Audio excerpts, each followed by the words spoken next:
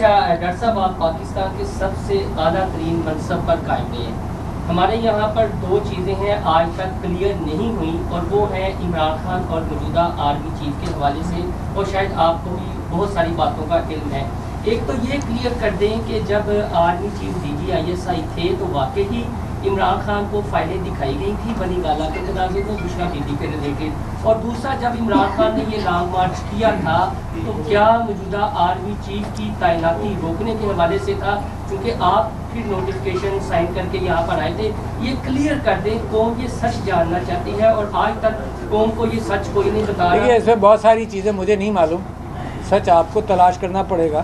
میں تو مسلسل جو میں صدارتی عہدے پر فائز تھا تو کسی نے کہا کہ آپ کا رول اب زیادہ بڑھ گیا. ظاہر ہے کیونکہ دیکھو میں جب گھر جاؤں گا تو میں شوہر ہوں گا, میں بچوں سے ملوں گا ان کا باپ ہوں گا, ہے نا, میں مریضوں سے بات کروں گا میں ان کا معالج ہوں گا. آپ یہ کہیں کہ وہ شوہر والی کیفیت آپ مریضوں کے ساتھ کریں, تو وہ رول جو تھا وہ قانونی رول تھا. اس رول کے اندر اس بات کا امکان نہیں تھا کہ میں سیاسی بیانات دوں. میں نے احتیاط کی اس کے اندر, اور میں نے وہ اس رول کے اعتبار سے, آئین کے اعتبار سے میں نے حق ادا کرنے کی کوشش کی ہے. اب جو میں رول اپنے لیے سمجھتا ہوں, یہ میں خود ہی تلاش کر رہا ہوں نا رول, میں اپنے لیے یہ سمجھتا ہوں کہ میرا جیسے آپ سب کا فرض بنتا ہے کہ راستہ تلاش کریں, اور وہ میں راستہ تلاش کر رہا ہوں. میں میڈیا والوں علی صاحب یہ بتائیے گا کہ آپ کہہ رہے ہیں کہ میں راستے تلاش کر رہے ہیں, بڑی اچھی بات ہے. جب آپ کے پاس بہت زیادہ ڈائمنشن تھی, بڑے راستے کھلے تھے, آپ کے پاس اختیار بھی تھا, یہ بار بار سوال ہوتا رہے گا آپ سے. میں اب نیچے بھی تھا تو وہاں پر بھی لوگ ڈسکس کر رہے تھے کہ اب ایکٹیو ہو رہے ہیں الوی صاحب, اس وقت کیوں نہیں ایکٹیو ہوئے؟ اس وقت آپ خان صاحب سے ملنے کیوں نہیں گئے یا ملاقات نہیں کر رہے؟ اور اب سوال میرا یہ ہے کہ اب خان صاحب سے اب جب آپ ملے ہیں تو کیا انہوں نے لائن آف ایکشن آپ کو دی ہے کہ اب آپ نے کرنا کیا؟ میں نے آپ سے کہا, میں نے سوال کا جواب دیا کہ جو میرا رول تھا وہ آئینی رول تھا, ہے نا.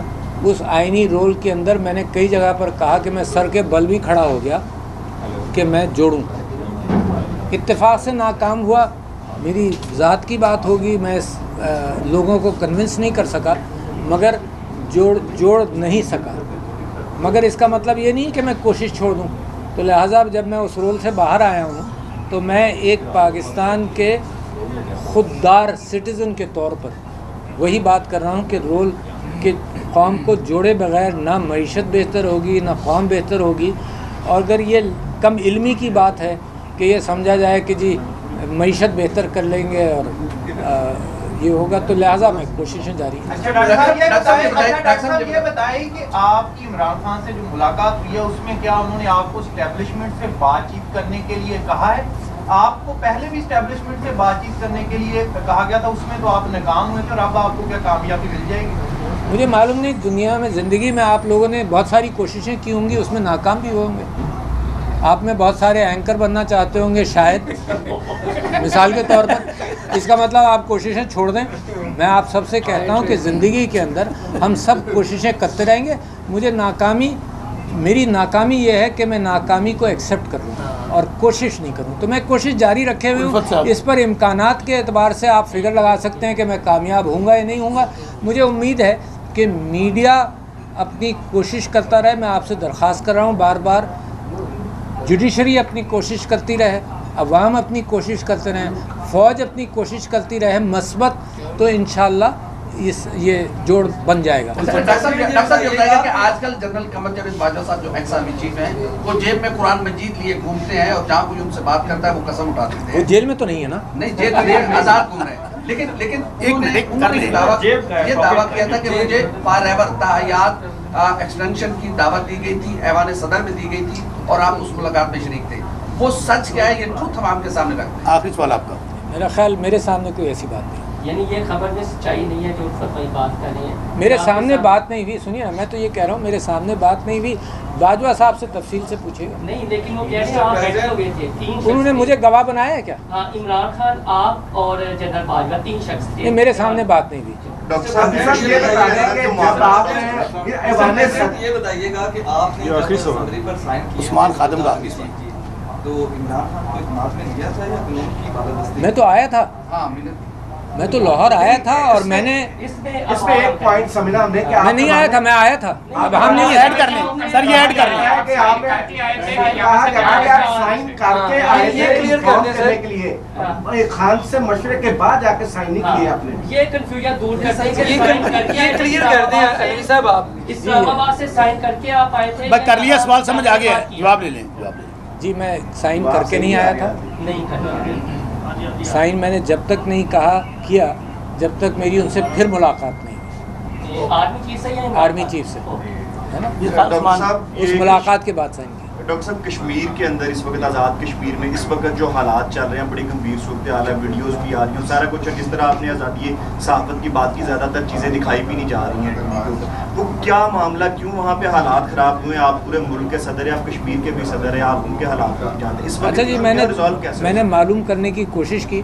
मैं अपने कश्मीरी भाइयों से कहता हूँ कि एक जद्दोजहद जारी रखें, ये सब पाकिस्तान की जद्दोजहद है, कोई नाउम्मीदी नहीं पैदा करें, क्योंकि मुझे गम इस बात का होता है कि इंडिया भी एक्सप्लॉइट करता है इन चीज़ों को। तो देखो, एक मेरे घर का झगड़ा और एक इंडिया का रोल, तो मैं इसमें बहुत मोहतात हूँ।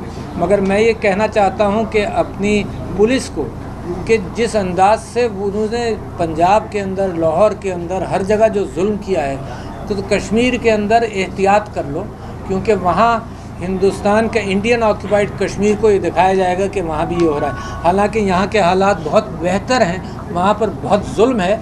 लिहाजा मैं ये समझता हूँ, कश्मीरी भाइयों से अपील करता हूँ और मैं ये कहना चाहता हूँ, यहाँ पर अपना ओपिनियन देना चाहता हूँ कि जो रिजीम चेंज कश्मीर में किया गया, पीटीआई गवर्नमेंट को हटाया गया और एक फॉल्स हुकूमत वहाँ पर कायम की गई, तो यही ख़तरनाक नताइज निकलते हैं जिनका आवाम से ताल्लुक़ ना हो।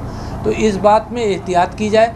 और मुझे लगता ये है कि फॉर्म 47 वाली जो हुकूमत बनी है, इसके ऊपर नंबर्स तो मेरे दोस्त देंगे, मुझे सारे नंबर्स कुछ याद हैं कुछ नहीं। अगर ये हुकूमत चलती रहे तो पाकिस्तान के हालात के अंदर जो जुल्म और ज़्यादती सारे पंजाब के अंदर हुई, कभी आपने ऐसी देखी नहीं। और एक वैंडलिज्म वाली कैफियत पैदा की कि हर घर में जाकर हर चीज़ तोड़ना, औरतों की चादर और चार दीवारी के एतबार से उनको घसीटना, ये पाकिस्तान की तारीख़ में अगर हुआ है तो बहुत कम हुआ है और अब ये बहुत ज़्यादा हुआ है। तो लिहाजा जिसके मुंह को लग जाए, तो मुझे तो ये परेशानी थी अपने दोस्तों से, मैं कई रोज़ से ये बात कर रहा हूँ कि जब कोई अच्छी हुकूमत आए उसके लिए कितना मुश्किल होगा कि इन पुलिस वालों को लगाम दे कि तुम आवाम के साथ ये जुल्म नहीं कर सकते। तो खुदा के वास्ते कश्मीर के अंदर इसमें एहतियात की जाए। मैं चाहता हूँ कि कश्मीर, पाकिस्तान साइड का कश्मीर जो है, उनकी और हमारी मोहब्बतों के अंदर कोई दरार। छोटा सवाल के मौलाना फजल रहमान और पीटीआई का एस्टेब्लिशमेंट के हवाले से बयानिया सीएपी पर आ गया है। एक इब्तदाई मुलाकातें हुई थी, उसके बाद मौलाना से मुलाकात दोबारा हुई। क्या आप मौलाना फजल रहमान से मिलकर मुश्तरका तौर पर कोई तहरीक के लिए कोशिश करेंगे? क्योंकि बयानिया से हो गया तकरीबन। इसमें असद कैसर साहब, गौहर खान साहब, ये सब लोग मुलाकातें कर रहे हैं, मेरी इनसे गुफ्तगू रहती है। मैंने अपना कोई रोल उसमें पाया नहीं अभी तक। Thank you very much. Thank you sir.